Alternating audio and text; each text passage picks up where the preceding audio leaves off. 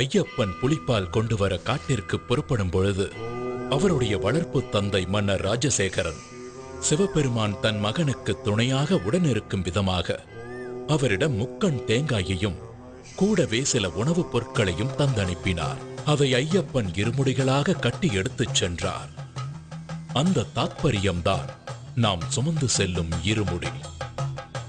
இருமுடி என்பது பருத்தி துணியால் தைக்கப்பட்ட இரு பகுதிகள் கொண்ட பையாகும். பக்தன் பக்தியுடன் சுமந்து செல்லும் இருமுடியின் முன்புற பையில் மஞ்சள், குங்குமம், நெற்பொறி, அவல், மாளிகை புறத்து அம்மனுக்கு தீபமிட திரிநூல், எண்ணெய், அடுத்தது முக்கியமான காணிக்கையான நெய் தேங்காய், அதாவது ஐயப்பனுக்கு மிகவும் விருப்பமான நெய்வேதிய பொருளான முக்கண் தேங்காயில் ஒரு கண்ணில் துளையிட்டு அதனுள் இருக்கும் நீரை அகற்றி பின் சுத்தமான நெய்யை நிரப்பி அடைத்து எடுத்துச் செல்வதுதான் நெய் தேங்காய். ஐயப்பன் சிவவிஷ்ணு ஐக்கியத்தில் பிறந்தவர். இந்த தத்துவத்தை தான் நெய் தேங்காய் உணர்த்துகிறது. தேங்காய் முக்கண் உடையது, ஆகவே தேங்காய் சிவாம்சமாக விளங்குகிறது. மகாலட்சுமி திருமாலின் இதயத்தில் உறைபவள். அப்படி தன் இதயத்தில் பசு அம்சமான திருமகளை வைத்திருக்கும் மகாவிஷ்ணுவை ஐயப்பனின் தாயாகிய மோகினி அவதாரத்தை பசுவின் நெய் குறிக்கிறது. ஆகவே தேங்காயும் அதனுள் நிரப்பியிருக்கும் நெய்யும் சிவனையும் விஷ்ணுவையும் உணர்த்துகின்றன. தன்னுடைய பெற்றோரை உணர்த்தும் இந்த நிவேதனம் சுவாமிக்கு படைக்கப்படுவதில் அவர் மிகுந்த சந்தோஷம் அடைவார். பக்தனுக்கு அருள்பாலிப்பார். இருமுடியின் பின்முடி பையில் மஞ்சள் தூள், அரிசி, பருப்பு, வெல்லம் ஆகிய பொருட்கள் இருக்கும். காட்டு வழியில் நடைபயணமாய் செல்லும் பக்தர்கள் இந்த பொருட்களை வழியிலேயே சமைத்து சாப்பிட்டு பசியாறிய பின் பயணத்தை தொடரலாம் என்பதற்காகவே இருமுடியில் அரிசி, பருப்பு போன்ற உணவுப் பொருட்களை எடுத்துச் செல்ல வேண்டும். ஐயப்பனை தரிசிக்கச் செல்லும் பக்தர்கள் தலைமீது சுமந்து செல்லும் பொருட்கள் பயணத்தின் போது கொஞ்சம் கொஞ்சமாக குறைவது போல் அவனுடைய தலைகணமும் குறைய வேண்டும்.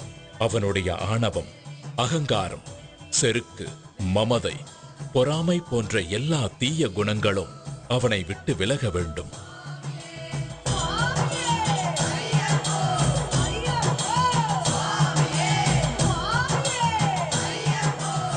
சபரிமலையில் உள்ள ஐயப்பனை தரிசிக்க பக்தர்கள் அனைவரும் எரிமேலி என்ற இடத்தில் ஒன்று கூடுவார்கள். எரிமேலியை சபரிமலையின் நுழைவாயில் என்றே சொல்லலாம். இங்கு பந்தள மன்னர் ராஜசேகரனால் கட்டப்பட்ட தர்மசாஸ்தா கோவில் உள்ளது. இந்த கோவிலுக்கு எதிரில் ஐயப்பனின் நண்பரான வாவரின் பள்ளிவாசல் உள்ளது. ஐயப்ப பக்தர்கள் வாவர் சுவாமியை வணங்கி அங்கு தரப்படும் விபூதி பிரசாதத்தை பெற்றுக் கொள்வார்கள். இந்த எரிமேலியில்தான் முக்கியமான நிகழ்வான பேட்டை துள்ளல் என்ற நிகழ்வு நடைபெறும். அப்பொழுது பக்தர்கள் தங்கள் மனதில் உள்ள தீய எண்ணங்களை போக்க வேண்டும் என்ற நோக்கத்தில் நடனமாடுவார்கள். பேட்டை துள்ளல் முடிந்த பின்பு அங்கே வரும் கன்னிசாமிகளுக்கு ஒரு சரக்கோலும் ஒரு கருப்பு நாடாவும் கொடுக்கப்படும். எரிமேலியில் பேட்டை துள்ளலை முடித்துவிட்டு பயணத்தை தொடரும் பக்தர்கள் பேரூர் தோடு, கோட்டைப்பாடி ஆகிய இடங்களை கடந்து காளைக்கட்டி என்ற பகுதிக்கு வருவார்கள். இந்த காளைக்கட்டி என்ற இடம்தான் மகிஷமுகியின் உடலின் மீது பகவான் நர்த்தனமாடி தனது வெற்றி களிப்பை வெளிப்படுத்திய இடம். அந்த நர்த்தனத்தை காண வந்த சிவபெருமான் அவரது காளையை அங்கேயே மரத்தில் கட்டி வைத்ததால் அந்த இடம் காளைக்கட்டி என்று அழைக்கப்படுகிறது. அதன் பின்பு அழுதா நதியில் நீராடி மூழ்கும் போது பக்தர்கள் நதிக்குள் கிடைக்கும் கல் ஒன்றை எடுத்துச் சென்று போகும் வழியில் உள்ள கல்லிடும் குன்று என்ற இடத்தை அடைந்து அரக்கியை சமாதி செய்த இடத்தில் அந்த கல்லை வைப்பார்கள். அதனால் அந்த இடம் கல்லிடும் குன்று என்று அழைக்கப்படுகிறது. அதனைத் தொடர்ந்து இஞ்சிப்பாறை கோட்டையை கடந்து உடும்பாறை கோட்டையில் ஸ்ரீ பூதநாதரை வணங்கி விபூதி எனப்படும் சாம்பலை பெறுவர். பின்பு சபரிமலை செல்லும் வழியில் பக்தர்கள் புண்ணிய நதியான பம்பை நதியில் குளித்து தன்னுடைய பாவங்களை நீக்குமாறு ஐயப்பனிடம் வேண்டி அங்கு தங்கி பம்பாஸ்தி என்ற நிகழ்ச்சியில் 108 அடுப்புகளின் சாம்பலை கன்னிசாமிகள் தங்கள் வீட்டிற்கு எடுத்துச் செல்வார்கள். அதன் பிறகு விநாயக பெருமானை வணங்கி சபரிமலை நோக்கி யாத்திரை செல்வார்கள். பின்பு அப்பாச்சி மேட்டை கடந்து நீலிமலையை சென்றடைவார்கள். அதன் பின்பு சபரி பீடத்தை கடந்து மகிஷமுகிக்காகவே சரங்குத்தி என்ற இடத்தில் இருக்கும் ஆலமரத்தில் கன்னிசாமிகள் எடுத்துச் செல்லும் சரக்கோலை குத்தி கருப்பு நாடாவை போட்டு வணங்குவார்கள். இது கன்னிசாமியின் வரவை பதிவு செய்யும் நிகழ்ச்சி. இதை பார்த்த லீலாவதி பெருமூச்சு விட்டு அடுத்த வருடத்திற்காக காத்திருப்பாள். சபரிமலையின் அறிவிப்பு. தத்துவமசி விஸ்வ சாகோத்தியம் சொல்லி தெரிவிக்கின்ற மகாமந்திரம் ஆராதனை மூர்த்தியும் ஆராதகனும் அபித்யாராகிய சுவாமி தெரிகின்ற காட்சியும் காண முடியாத ஒரு காட்சியாகும். காடும் காட்டு பூக்களும் அருவிகளும் இயற்கை தருகின்ற ஒரு வரப்பிரசாதமாகும்.